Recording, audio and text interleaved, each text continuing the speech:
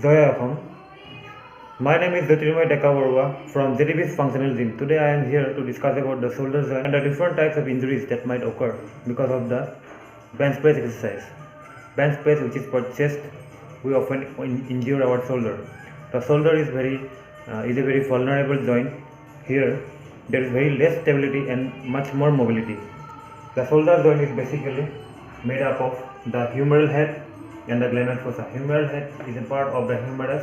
This is the humerus and this is the glenoid fossa of the scapula.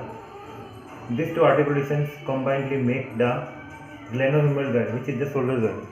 But this joint cannot function alone, or if they function alone, it cannot function properly in proper words, because the shoulder joint is often called the shoulder joint complex. And when we say it as the shoulder joint complex, it not only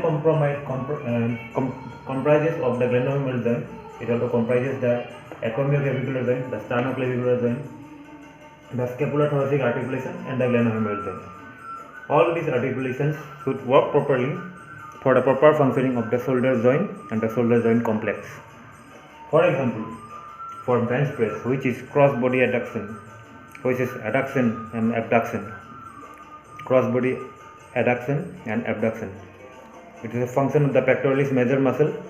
So while doing this function, motion occurs at the shoulder joint primarily.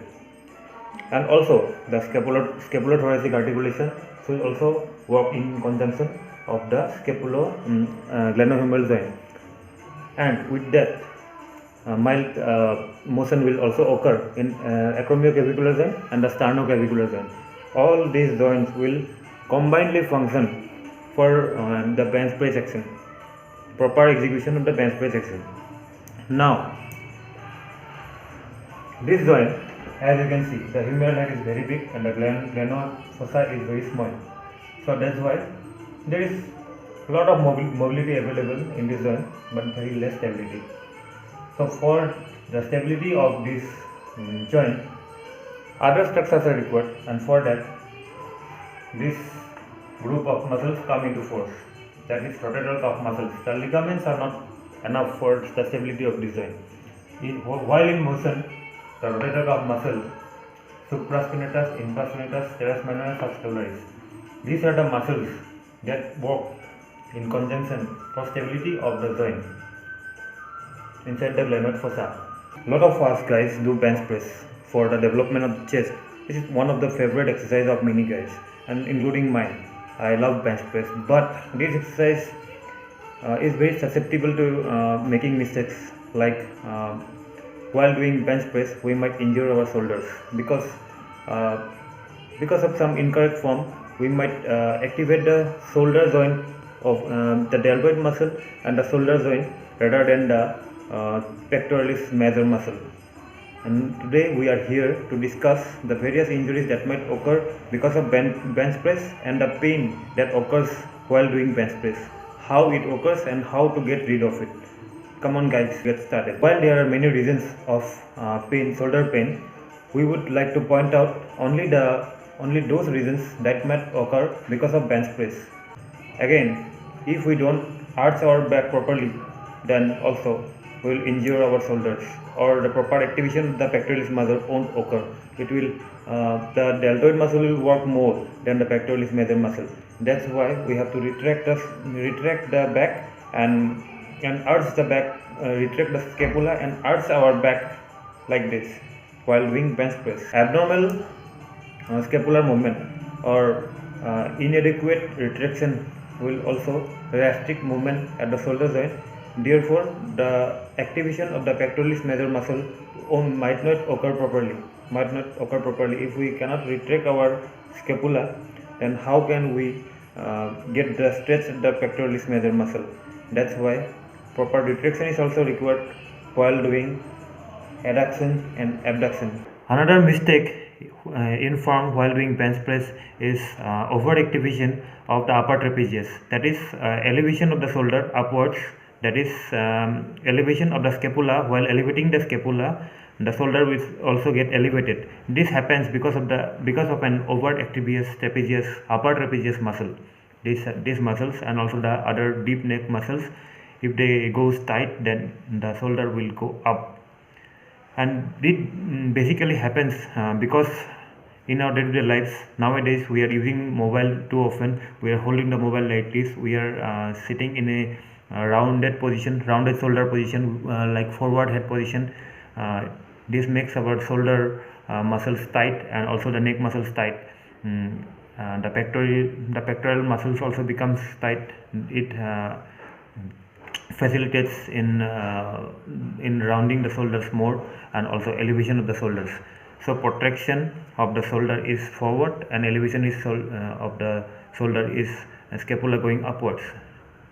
These two positions should be avoided. In this position, what will occur? If we lift our shoulders up, as we can see, this is the supraspinatus muscle. It goes below the coracoacromial ligament and the AC joint, and below it the humeral head. The humeral head and the AC joint and the coracoacromial ligament. It goes. These structures goes just between these structures. So there is a very narrow gap in between. If we lift the shoulders upwards, the gap will narrow a bit more, and impingement is possible. Deterioration of the tendon will occur. First, it might occur tendinitis, or the bursa in between it may call bursitis, and gradually the space will get narrower and gradually the shoulder will pain. First, the abnormality will occur here, but the pain we might feel in this region, or it might radiate down the arm, and tingling also might occur. It is recommended while doing bench press, we keep the bar in line of the nipples. If we study the anatomy and biomechanics, we might know the close pec position of the joint, of the shoulder joint, which is abduction to 90 degree and external rotation. Here, external rotation will take place till here, and this is also a very close pec position, near to the close pec position. The space is already reduced a lot. If we go up, it will compress the joint, as we have discussed just now. If we go down, overactivation of the shoulder muscle will also occur, because while doing bench press, internal rotation movement might occur and overactivation of the shoulder muscles will again occur. So it is better to keep the line in the nipple line, the bar in the nipple line, and we press it up like this and we control the moment we come back. Now we'll discuss the underlying causes that might disturb us while doing bench press.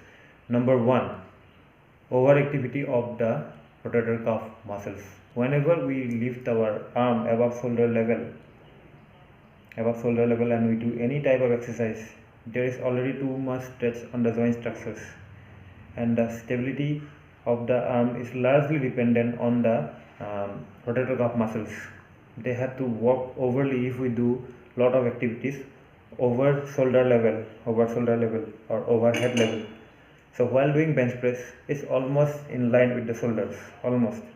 So the rotator cuff is already very vulnerable position. We are doing lot of activity, daily activity, like while cooking, we are moving our utensils, we are holding the cooker like this, pressure cooker I mean, whatever you do over it, and you are coming to the gym, your shoulder is already tired, but you are coming to the gym and you are doing bench press, then there is a very much possibility that the rotator cuff muscle is already tired, and in this condition, and the stability of the shoulder joint is not so much possible in the proper way.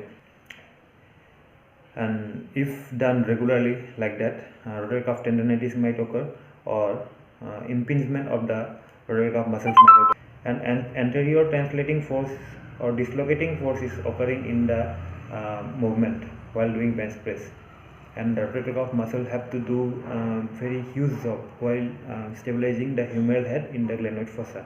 So it is very much important. Proper recovery of the muscle is required. Also the bicipital tendinitis or labrum tear. If there is labral tear or bicipital tendinitis, then there also pain might occur.